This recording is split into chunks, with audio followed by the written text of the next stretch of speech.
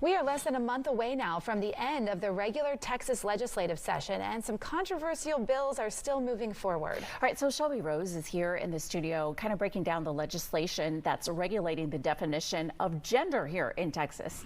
Yeah, this bill aligns with an executive order signed by Governor Abbott back in January, who declared that Texas only recognized two sexes, male and female, to, quote, reject woke gender ideologies. And House Bill 229 would put that into law, titled Women's Bill of Rights. It defines men and women based on the reproductive organs they were born with and orders state records to reflect that. The bill's author argues it's about protecting women and the rights they have fought for, but its opponents, who very passionately made their stands heard on the House floor over the weekend, believe the bill would erase the 120,000 transgender people in the state of Texas because they would be forced to be defined in the state records by the sex they were assigned with at birth rather than the gender they identify as, even if they've already legally changed their birth certificates and driver's license.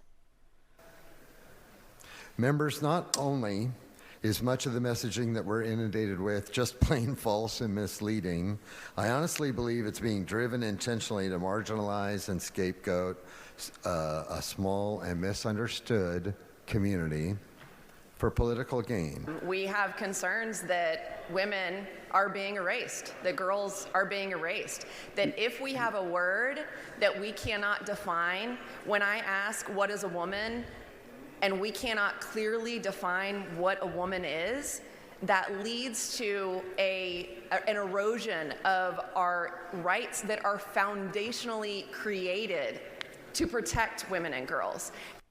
Now, Representative Troxclair did concede to one amendment to clarify how intersex people who are born with both sets of reproductive organs fit into these definitions. But now that it has passed the House floor, it now heads over to the Senate for a debate there.